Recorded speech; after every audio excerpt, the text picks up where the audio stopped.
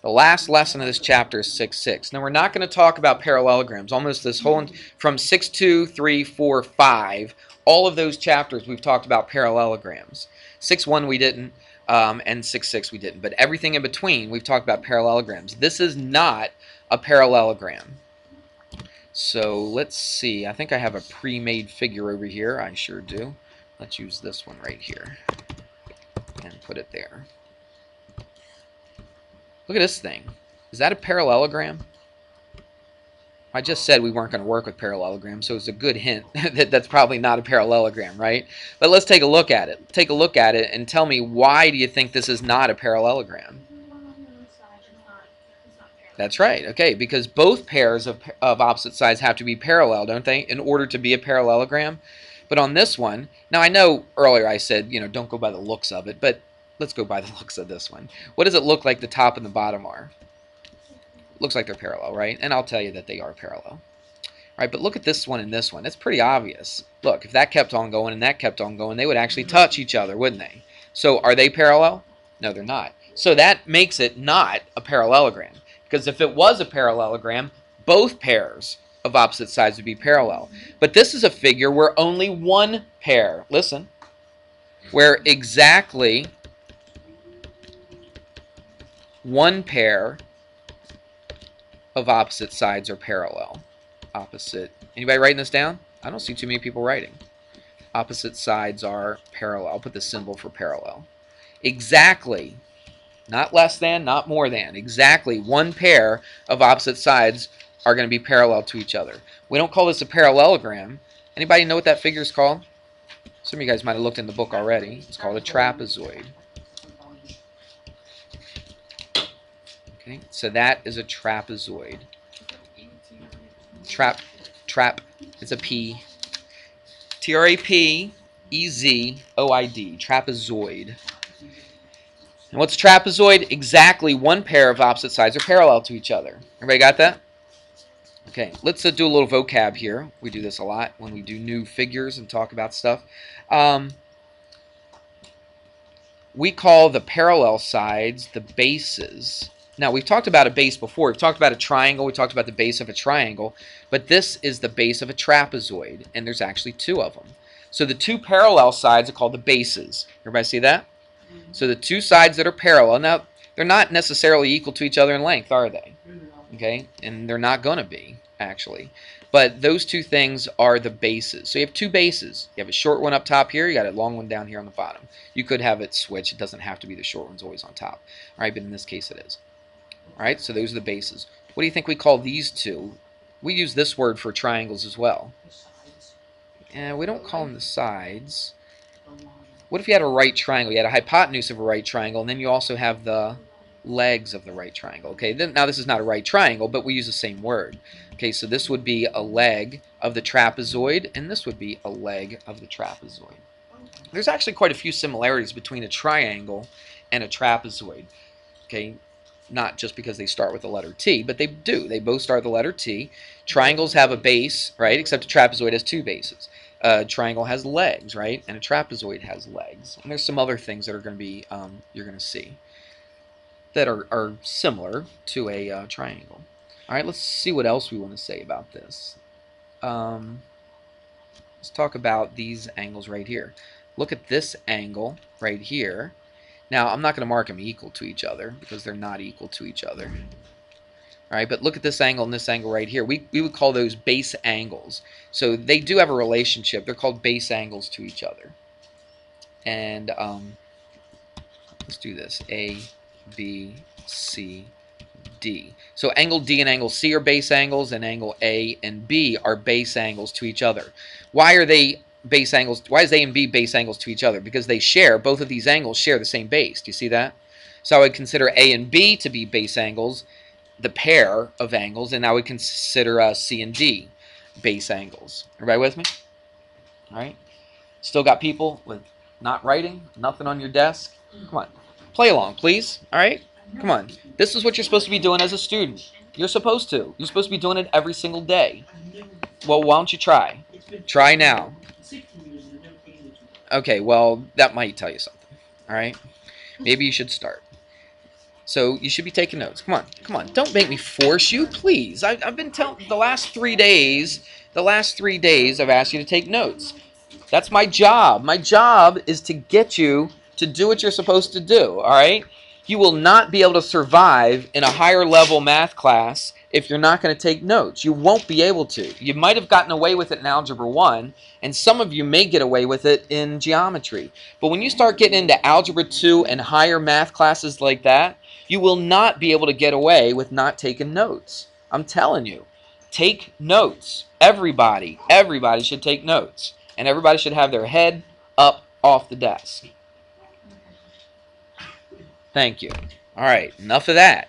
Shouldn't even have to say that. You guys are big kids now, right? You should be able to handle that on your own. And I've been saying it for the last 3 days here, and I'm getting tired of it. And then I'm going to have to start writing you up, all right? Because that's the only thing some of you guys understand. You don't understand just me asking politely, all right? It would be really nice. Wouldn't it be a great give and take here if I could just ask very politely for you to do something and you actually do it? That would be awesome. All right, it would be great for both of us. It'd be great for both of us. Then you wouldn't have to sit and hear me go through this tirade over and over again. If you would just do what I ask you to do, that would make such a difference. All right, here we go. So we know the names of these things. Now what we're going to do is I'm going to grab another trapezoid, but one that looks a little bit different. All right, it's a little bit more specific than this trapezoid. Remember I said how the triangles and trapezoids have a lot of things in common? Well, here's another thing that's in common with this trapezoid and a triangle that we've talked about before. Look at this trapezoid. Does this trapezoid look a little bit different than the other one? Tell you what, this angle, I guess it's the way it's supposed to be. All right, still a trapezoid. There's my bases right there. The parallel sides are the bases. But look at the legs. What looks a little bit different on this trapezoid compared to this one? Look, does this leg look equal in length to this leg right here? No. Okay, this one looks quite a bit longer than this one, doesn't it? All right. And look at the angles that are formed. Does that angle right here look the same as that angle right there? No, not at all. Okay, same thing with this one and this one. They don't look equal to each other. But on this special type of trapezoid, I don't know, this looks like it should stretch out a little bit more for this to work, but we'll just play along here. Look at this. This side right here, I tried to make equal to this side right here. Now, let's go back to triangles. Remember we said there's a relationship between triangles here. Triangles, what if I had a triangle with two equal sides? What do we call that triangle? Got to reach back a little bit. I call it an isosceles triangle. Well, look at this. This is a trapezoid with what? With my two legs equal to each other. Okay, I have two equal sides here on this trapezoid. What do you think we might call this trapezoid? An isosceles trapezoid. Okay, so if I have two legs that are equal on this trapezoid, I call this an isosceles trapezoid. And there's some things that we know about an isosceles trapezoid, some special things. So this is an isosceles trapezoid. Why is it isosceles? Because you get two legs equal to each other. Not the bases. The bases won't be equal to each other on a trapezoid, but the legs could be. All right, and if those two legs are exactly the same length, I would call that an isosceles trapezoid. Now, there's some other things that are true if I have an isosceles trapezoid. Now let's take a look at the base angles. Look at angle D. What's a base angle with angle D? Angle C, because they share the same base, don't they? See, this angle has DC as the base, and this angle over here has DC as the base. What does it look like now about this angle here and this angle right here? Now it looks like they're equal to each other, doesn't it? Okay, so they are equal to each other. And that's only true when you have what kind of a trapezoid? An isosceles trapezoid. An isosceles trapezoid means that two of the legs are equal to each other. What do you think is true about A and B? They're equal to each other as well. All right?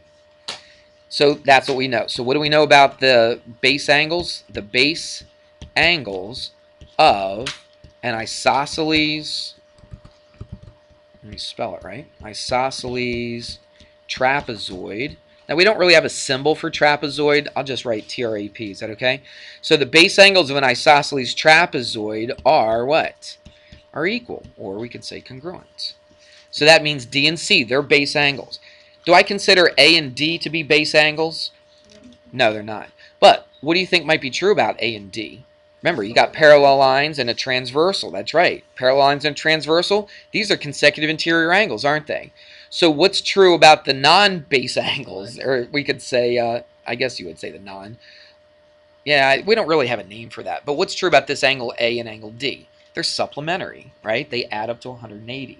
So that's good to know. So for instance, if they told you that this was 60 degrees, and that's all they told you it was an isosceles trapezoid, and they told you this angle was 60 degrees, you should be able to find all the other angles. So what's the easiest one to find if I know this? C, right. C is going to be 60 degrees. Let's go back to A. What's A going to be if this is 60? No, it's not going to be 60 as well. They're not all equal to each other. Remember, they're supplementary, aren't they? So it's what? Not 180. They add up to 180. They add up to 180. So 180 minus 60 is 120. So that's 120. Well, what's this one without doing any math at all? It's the same thing. It's 120. Everybody see that? They should add up to what? There's 4 angles, so they should add to 360. Let's see if they do. 120 and 120 is what? 240. 60 and 60 is what? 120. And then you do that. There you go. It's 360, isn't it? So everything works out right, doesn't it? Okay? So that's what we know about isosceles trapezoids. Well, we also have diagonals to an isosceles trapezoid, just like we did on a parallelogram. So a diagonal go from where? From A to what? C. That would be a diagonal. And from B to D. Now, what do you think just off the top of your head by looking at it? Now, I know I tell you not to look at things and just assume things, but what do you think might be true about AC and BD? They're equal to each other. They're congruent to each other. Absolutely. Okay, so we could say that the what? That the diagonals of an isosceles, I'll just shorten that, trapezoid are what? Are equal to each other. All right, so the diagonals are equal to each other on an isosceles trapezoid. Is that necessarily going to be true about just a normal everyday trapezoid? Nah, because let's take a look. So that one right there, that's quite a bit longer than this one right here, isn't it? All right, so the diagonals are not going to equal each other on a regular everyday trapezoid, only on an isosceles trapezoid. We good with that? All right. Good, good, good. Let's see if I missed anything. I think we covered that part of it. Let's see. There's one other thing. Yeah, let's talk about this. And let's go back. Let me grab that regular trapezoid. I'll copy that. And I'll paste it right here. Okay, here's another thing that they're going to do here. Watch this. What color what we use? Let's use blue. What we're going to do, actually, let me just highlight this. What I'm going to do is I'm going to find the midpoint of this leg. I'm going to connect the 2 midpoints of the legs. All right? So this is the leg right here. The midpoint would be about right there, I would think. Would you agree? And let's come over here. Here's the dot. It would be about right there. It's pretty close. All right, so what did I just do? I just made midpoints of the 2 legs, didn't I? Now, what if I decided to connect them? What if I decided to connect that point to that point right there? What does that blue line look like to the top and the bottom? Now, remember, the top and the bottom are parallel because it's a trapezoid, right? Yeah, that looks exactly parallel to it, doesn't it? And it will be. That will be true. So what did I do? I connected the what? What was that? That was the midpoint, wasn't it? That was a midpoint, and that was a midpoint. If I wanted to show that, I could say that that's equal to that, and this one is equal to this one. Okay? So I connected the 2 midpoints of the legs of the trapezoid. So what's true about that line? Well, it's parallel to the other 2. Everybody see that? It kind of makes sense, doesn't it? Just kind of looks like it is. And again, I don't want you to always go by what it looks like, but I'm telling you that that is true. That these 3 right there are parallel to each other. But it does something else, which is pretty interesting. I'm just going to make up this number. Let's say that's 5, and let's say this is like 11. Is that all right? Now, this is interesting. Oh, by the way, this has a name. We call this the mid-segment. All right. What's the mid-segment of a trapezoid? It's the segment that connects the midpoints. So it makes sense. Call it a mid-segment, doesn't it? It's a segment that connects the midpoints of the legs of a trapezoid. So we call it the mid-segment. All right. So we know one thing about the mid-segment. What's true? It's parallel to the other two sides, isn't it? Everybody got it? Okay. Here's another thing that you probably would have never thought of. It's actually the length of it. The length of it is actually kind of like the average of the top and the bottom. Exactly right. So how do I find the average of two numbers? I add them up, and then I divide by 2. All right? And so what is that? That's 16 over 2, which is 8. And that's the length of this mid-segment right there. The mid-segment would actually be 8. Follow me? It's not so hard, is it? Everybody watching? Hope so. Because you're going to have problems with, not problems with it. You're going to have problems like this, I should say. All right? Hopefully you won't have problems with it. They might do something like this.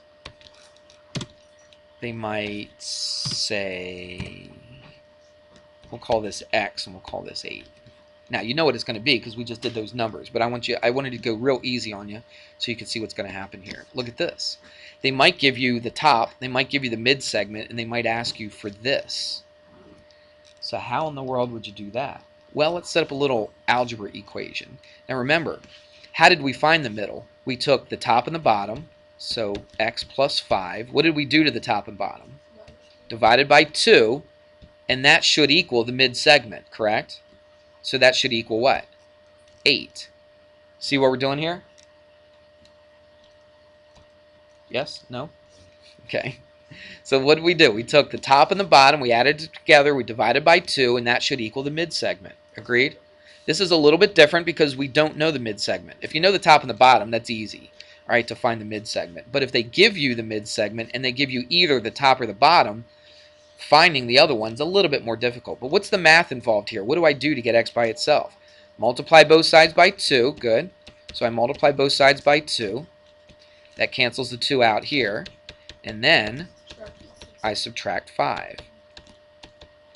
Everybody see that? So x equals what? 11, just like it should, right? Remember we said it was 11 to begin with, so it should have come out to 11 by doing it this way, and it absolutely does. So that comes out to 11. So that's a little trickier. So watch. We actually, if they give you the mid-segment, to find one of the other ones, we do exactly the opposite. So what did we do when we knew the top and bottom? We added and we divided by 2, correct? So what do we do here?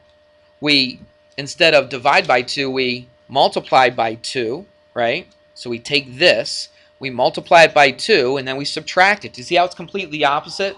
Instead of adding and dividing by 2, we do what? We go the other way. We multiply by 2 and subtract.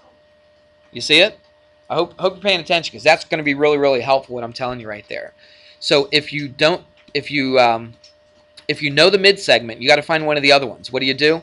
You take this, you multiply it by 2, and then you subtract whatever one they don't tell you, right? Or one of the ones they tell you, I'm sorry. So you multiply this by 2, subtract this from it, and then that's what this is. What if you knew this was 11 and you didn't know that? What would you do? You'd multiply that by 2, which is what? 16. Take away the 11, and that is 5. Everybody got that? That's where it gets a little trickier, but if you remember that little formula. Now, if you can't remember all that stuff, write down this right here and do the math. You could always rely on that. Okay, there you go.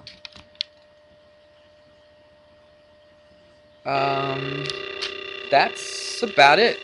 Well, almost. We didn't get to kites. We just did trapezoid. We'll do kites tomorrow. So I'm going to give you a worksheet, but I just want you to do the problems on a trapezoid, okay? Just do the problems on trapezoid. We'll do kites tomorrow. That's what we're going to do tomorrow.